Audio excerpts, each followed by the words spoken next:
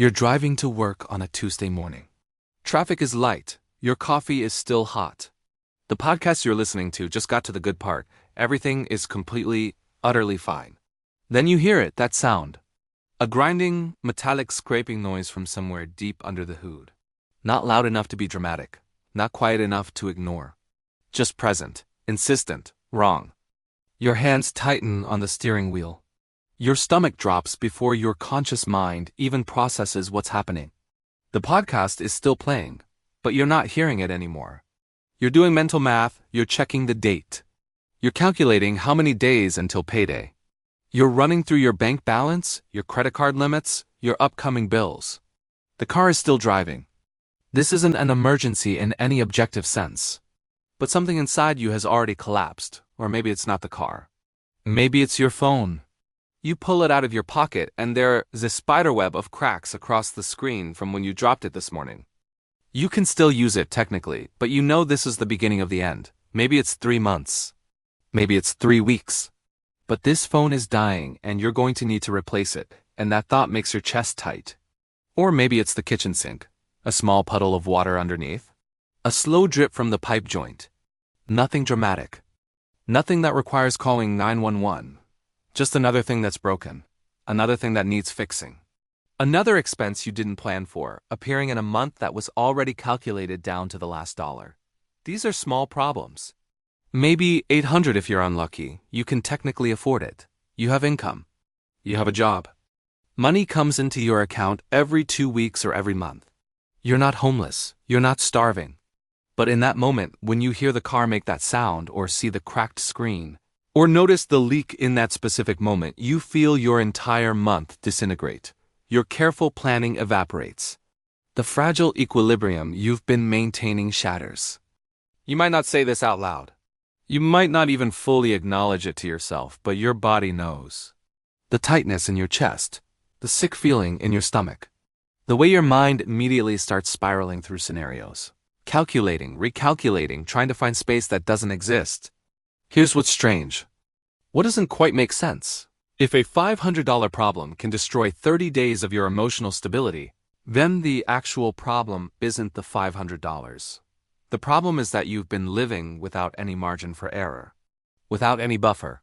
Without any space between fine and falling apart. Let me describe a life, and you tell me if any of this sounds familiar. Your monthly income roughly equals your monthly expenses. It flows out immediately: rent, car payment, insurance, utilities, subscriptions, debt payments, groceries, gas. The money comes in, the money goes out. You're not drowning. You're not calling your parents for rent money. You're not facing eviction. But you're not really swimming either.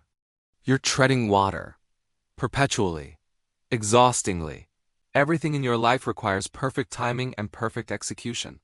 Bills must be paid exactly when planned, not a day late. Nothing can break unexpectedly. No one can get sick at the wrong time. Your car must keep running. Your employer must keep paying you. Your hours can't get cut. Every single piece must fall into place, every single month, without exception. There's no slack in the system, no give. No flexibility. Let's make this concrete with actual numbers, because vague anxiety is worse than specific reality. Say you make $3,500 a month after taxes. That's $42,000 a year. Not wealthy, but not poverty either.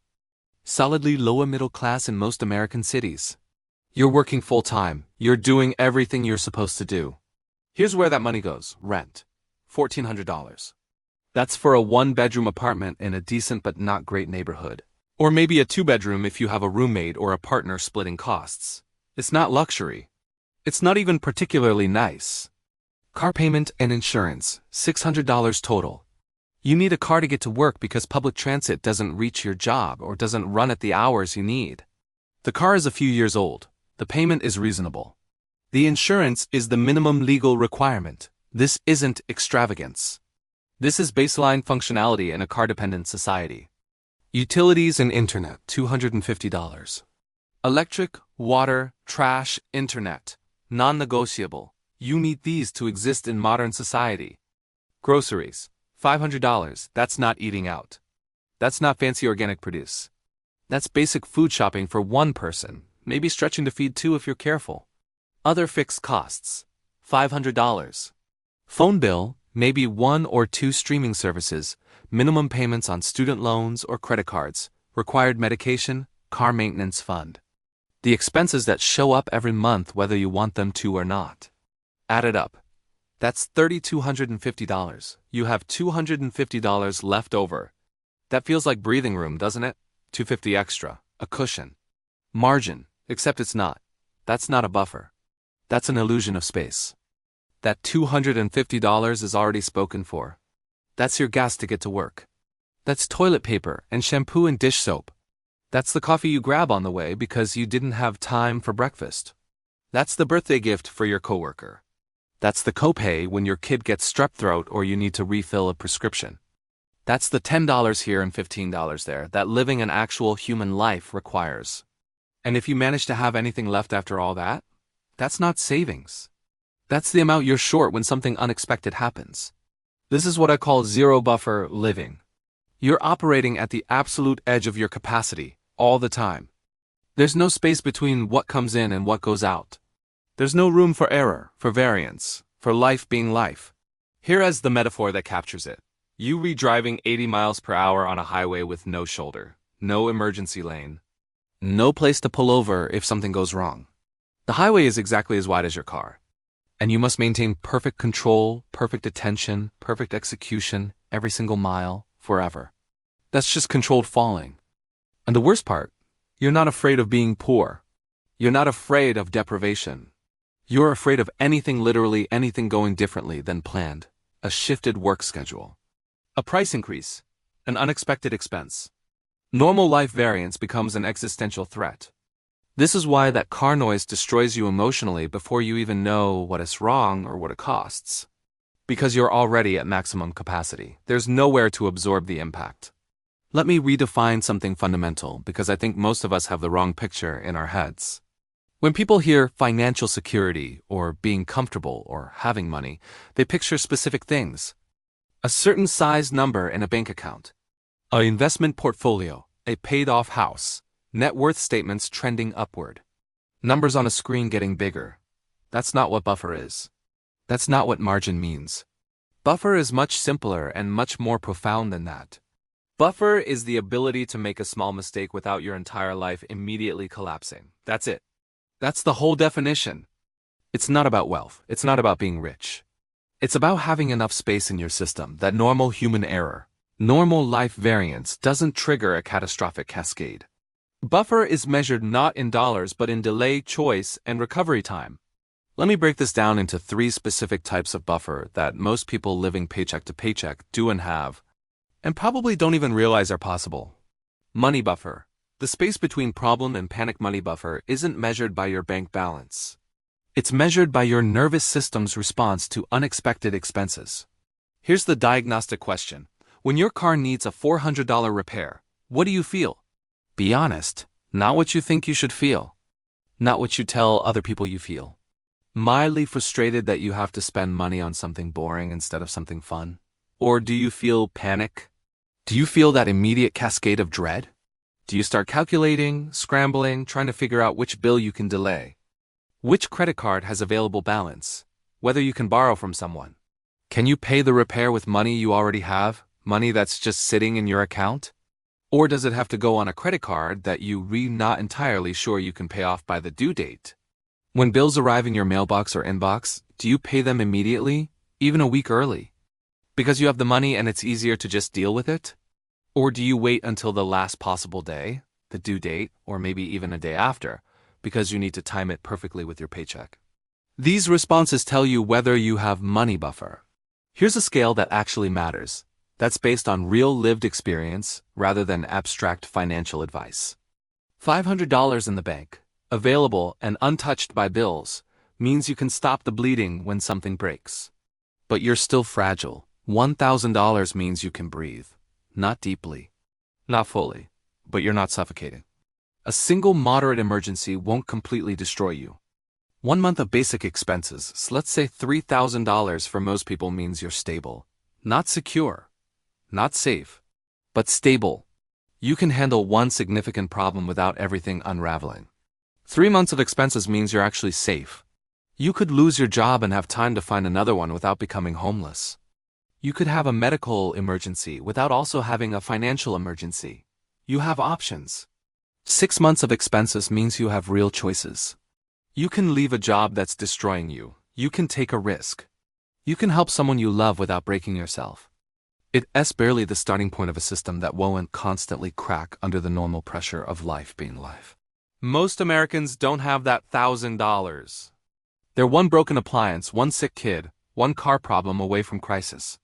This one is invisible in most financial advice, but it might be even more important than money buffer in terms of daily quality of life. Time buffer is simple. Can you wait? Or is every single shift, every single hour, absolutely essential to making your numbers work? Can you push something off by a week, a car repair, a doctor's appointment, a decision, without everything unraveling? If your car breaks down on a Monday, can you take it to the mechanic next weekend when you have time? Or must it be fixed immediately, today, right now, because you can't miss a single shift at work? Do you have alternative transportation?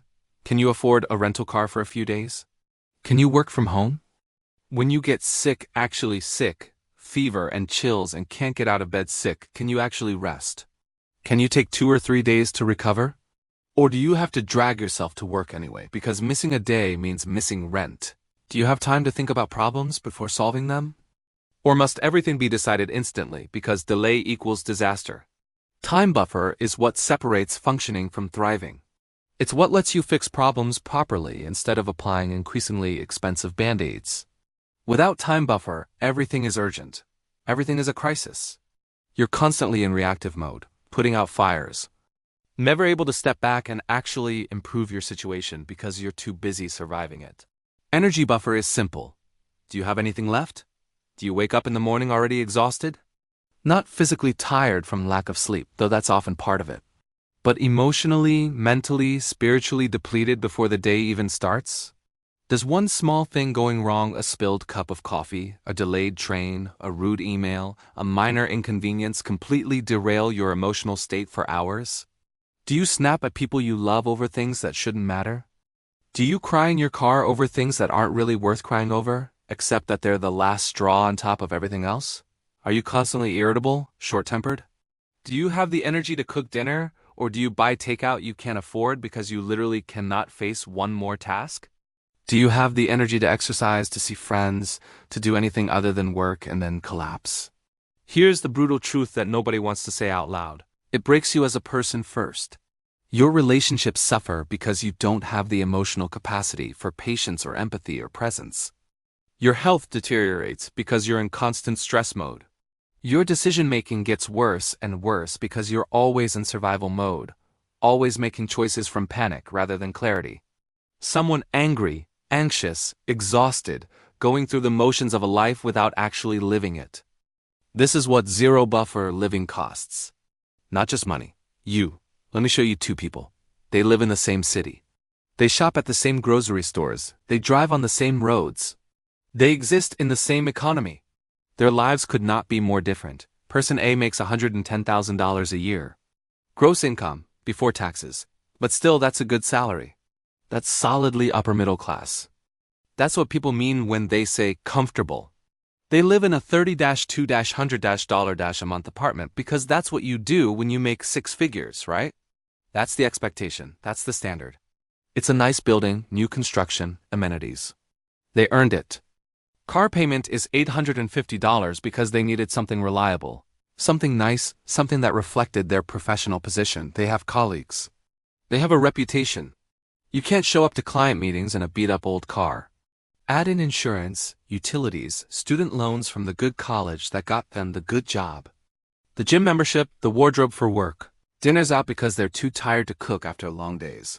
The subscriptions that somehow add up to $200 a month. Every purchase was reasonable. They have $800 in savings for emergencies. For the unexpected. $800 on a $110,000 salary. To the outside world, they look successful. They sound successful. They have the markers of having made it. Inside, they're terrified. They can't take a vacation because they can't afford to lose the income and they've already spent their time off dealing with obligations. They're scared of anything unexpected. They can't say no to extra projects at work, to overtime, to weekend work because they need every single paycheck to be exactly what it is. They're performing success while feeling trapped. The higher salary didn't buy them freedom. It bought them a more expensive cage. One major expense, a medical bill, a car accident, a job loss, and the whole thing collapses. Person B makes $65,000 a year.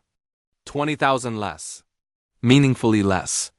They live in a $1,400 a month apartment.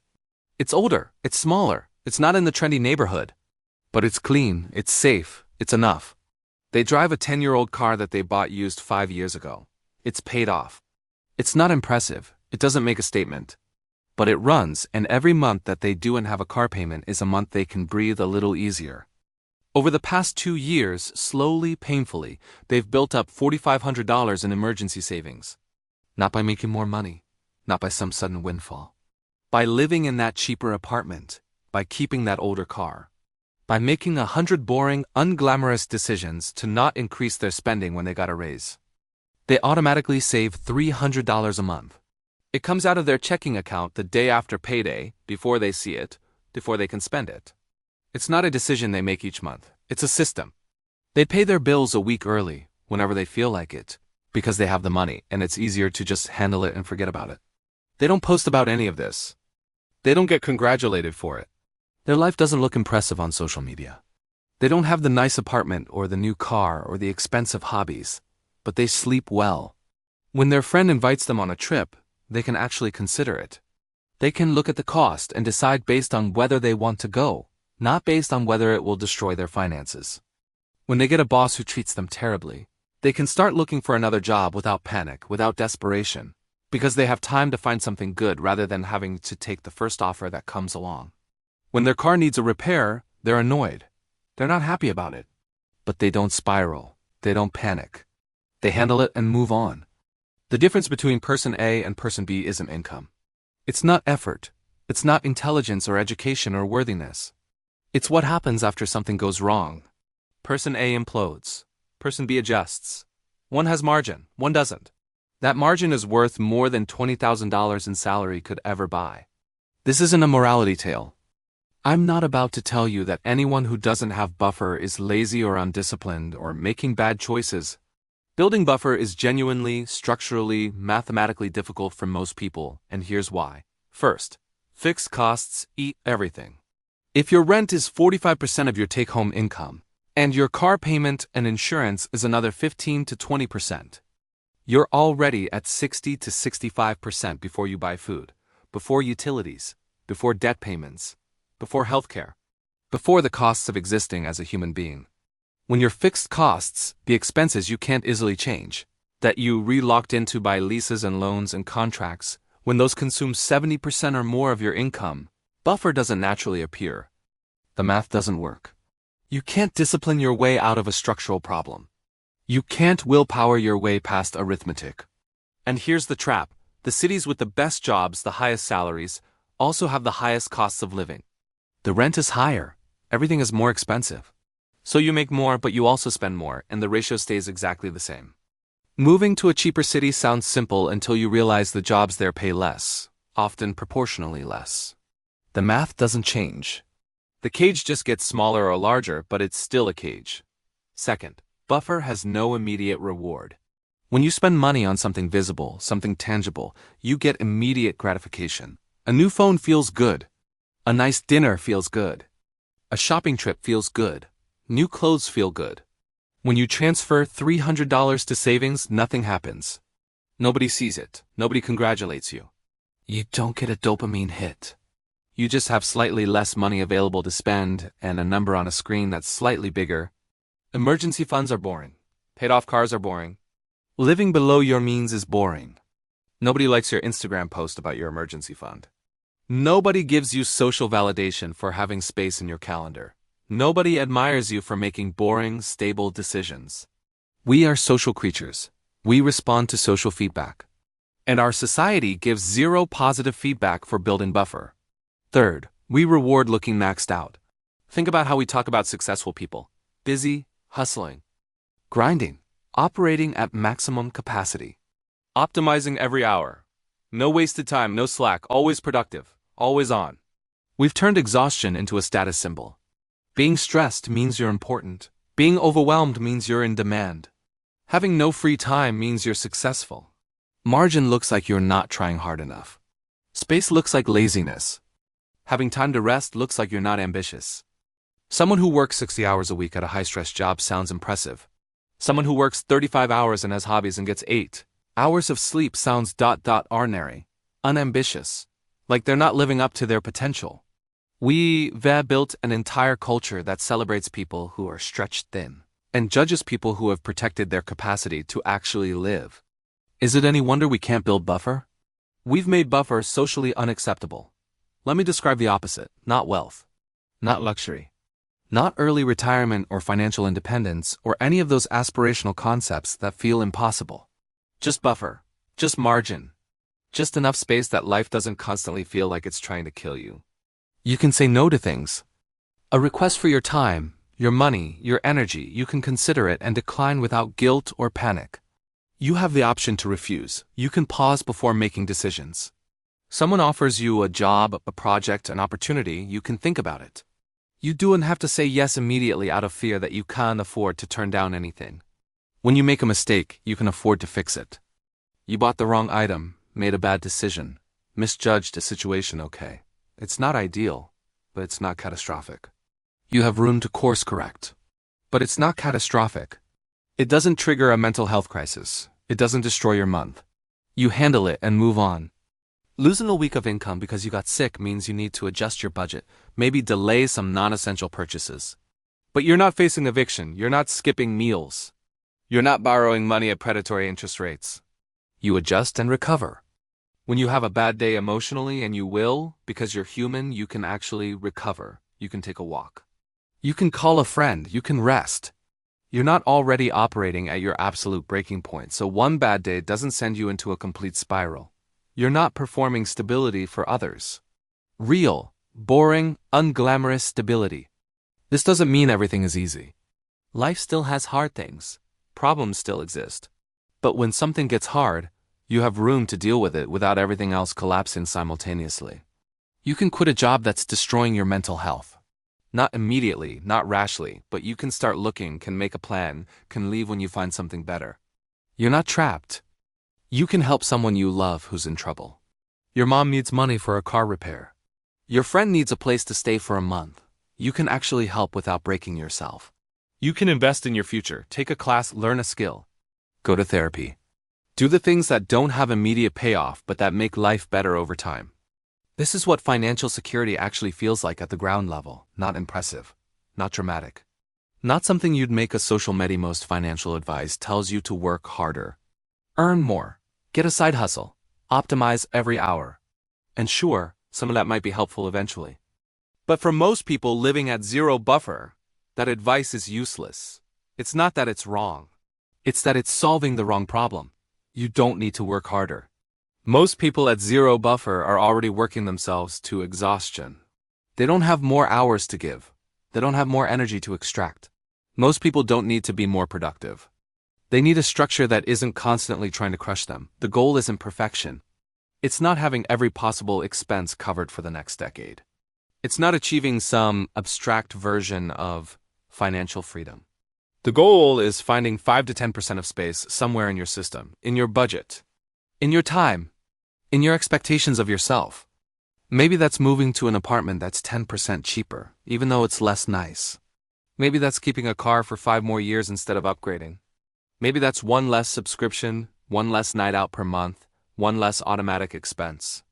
Maybe it is asking for one less shift per week at work and accepting slightly less income in exchange for slightly more time and energy. It's making the highway you're driving on just a little bit wider, not doubling it.